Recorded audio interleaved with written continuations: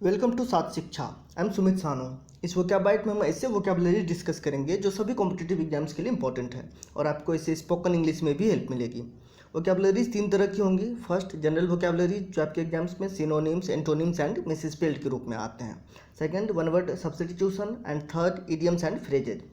हर एक वोकैबुलरी का मैं इंग्लिश और हिंदी दोनों में मीनिंग बताऊंगा। इन वोकैबुलरीज को मैं सेंटेंस में यूज करके भी दिखाऊंगा जिससे आप इनकी मीनिंग अच्छे से समझ पाएंगे और आपको रटने की आवश्यकता नहीं पड़ेगी। तो आप इस वीडियो को लास्ट तक देखिए। वीडियो के लास्ट में मैं आपसे एक क्वेश्चन पूछूंगा जिसका जवाब आपको कमेंट बॉक्स में देना है। इस वोकैबाइट के पीडीएफ का लिंक मैंने वीडियो के डिस्क्रिप्शन में दे दिया है, तो उस लिंक पर क्लिक करके आप पीडीएफ ओपन कर सकते हैं।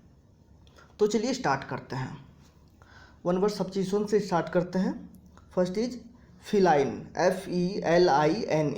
feline means something relating to cat, cat like, यानी बिल्ली से संबंधित, बिल्ली जैसा। जैसे feline फर, फर बोलते हैं किसी भी जानवर के शरीर पर जो बाल होते हैं उसे फर बोलते हैं। तो feline फर, बिल्ली के शरीर पर जो बाल होते हैं वो। feline फैमिली मीन्स बिल्ली से संबंधित फैमिली, मीन्स कैट फैमिली, जिसमें कैट आता है, टाइगर आता है, लायन आता है, लेपर्ड आता है। तो फिलाइन का मतलब कोई भी चीज़ जो बिल्ली से संबंधित हो। Next is equine, EQUINE। Equine means something relating to horse, horse like, means घोड़े से संबंधित, घोड़े जैसा। जैसे इक्वाइन हॉस्पिटल, घोड़े से संबंधित अस्पताल, मीन्स ऐसा अस्पताल जहाँ पर घोड़े का इलाज होता है। इक्वाइन डिजीज, घोड़े से संबंधित बीमारी, ऐसी बीमारी जो घोड़ों में पाई जाती है। इक्वाइन फैमिली मीन्स घोड़े से संबंधित फैमिली। हॉर्स फैमिली जिसमें हॉर्स आते हैं, डंकी, जेब्रा ये आते हैं। तो इक्वाइन का मतलब कोई भी चीज़ जो घोड़े से संबंधित हो। इडियम है go scot free, means to be free from punishment, सज़ा से बच जाना, मीन्स सज़ा नहीं मिलना। सेंटेंस में देखते हैं इसे। The juvenile convict of Nirbhaya went scot free. Convict word हमने पहले डिस्कस किया हुआ है। जब कोर्ट किसी व्यक्ति को सज़ा सुनाती है कि ये व्यक्ति दोषी है, दोषी करार देती है, तो इस चीज़ को कन्विक्ट करना बोलते हैं, और जिस व्यक्ति को दोषी करार दिया गया उसे कन्विक्ट बोलते हैं। और जुवेनाइल होता है नाबालिग।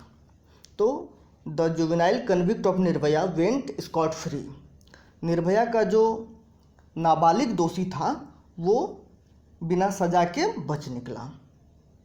Drunken drivers go scot free in the city just by paying some bribe to traffic policeman. जो पीकर गाड़ी चलाने वाले लोग हैं शहर में, वो पुलिस को कुछ घूस देकर सज़ा से बच जाते हैं। तो गो स्कॉट फ्री का मतलब सज़ा से बच जाना, सज़ा नहीं होना। Next is retrieve, RETRIEVE। Retrieve means to get और ब्रिंग समथिंग बैक।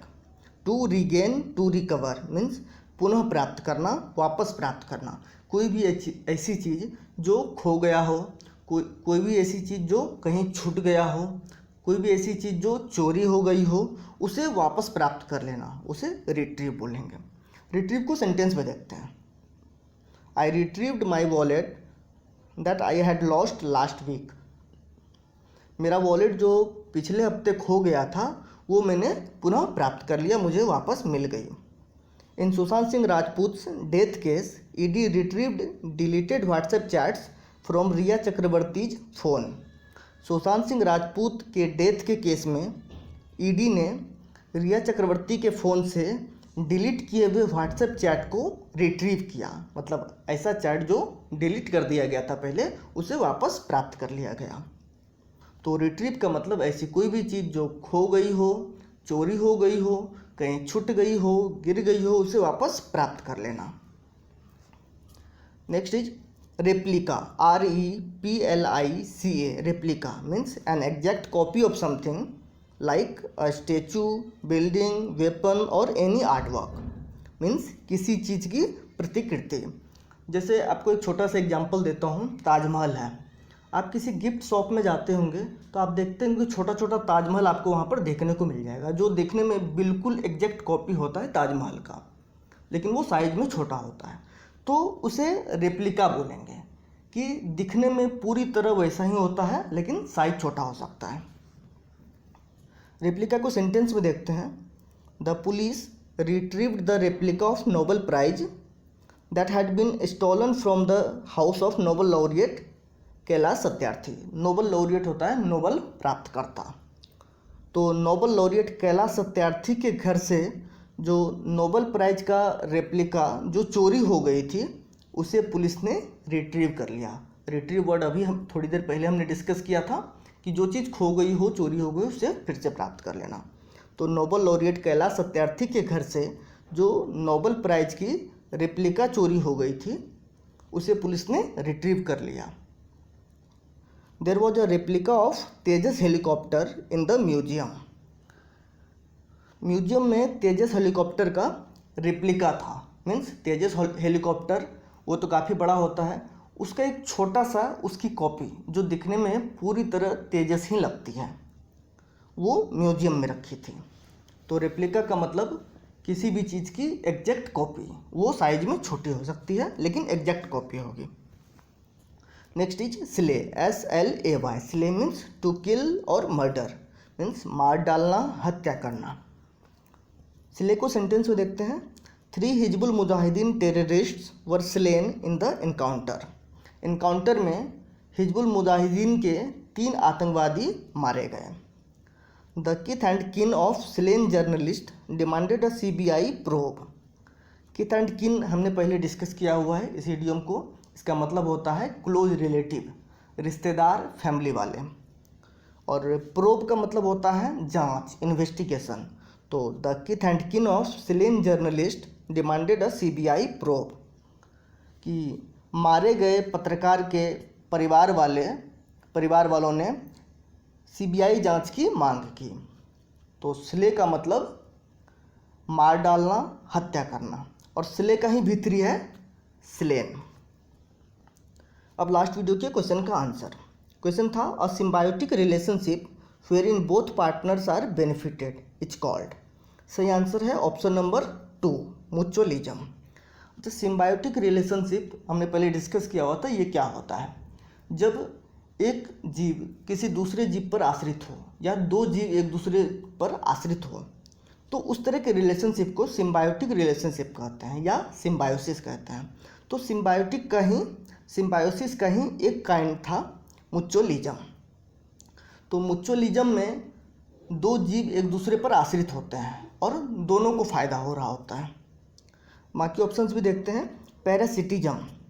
पैरासिटिज्म में एक जीव दूसरे जीव पर आश्रित होता है, उससे पहले जीव को तो फ़ायदा होता है लेकिन दूसरी जीव को नुकसान होता है।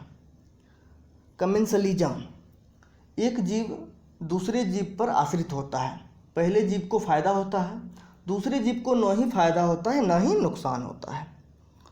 यूफेमिज्म हमने पहले डिस्कस किया हुआ है कि कोई भी ऐसी चीज़ जो कठोर भाषा में बोला जाता है उसकी जगह सॉफ्ट भाषा का प्रयोग करना। जैसे हम बोलें कि आपके चाचा मर गए, उसकी जगह हम बोलेंगे आपके चाचा गुजर गए। मीन्स डाई वर्ड की जगह हम पास अवे वर्ड यूज करते हैं कि थोड़ा सोफिस्टिकेटेड होता है कि दूसरे को बुरा ना लगे। अब आपके लिए आज का क्वेश्चन है an animal that eats its own species is called. आपके पास 4 ऑप्शन है, predator, scavenger, cannibal and symbiotic. इन चारों में से जो भी ऑप्शन सही आंसर होगा वो आपको कमेंट बॉक्स में लिखना है।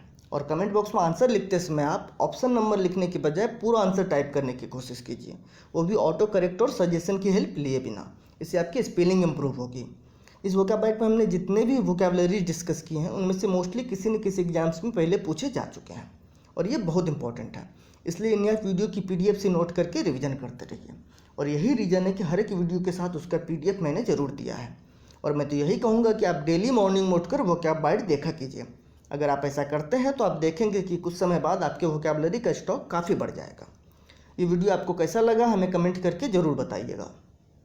अगर इस वीडियो से आपको आपके स्टडी में हेल्प मिली तो इसे लाइक करके अपने दोस्तों के साथ शेयर कीजिए। अगर आपने अब तक भी सार शिक्षा को सब्सक्राइब नहीं किया है तो सब्सक्राइब करके बेल आइकन प्रेस कर लीजिए ताकि नेक्स्ट वीडियो की नोटिफिकेशन आपको मिलती रहे। Thanks for watching.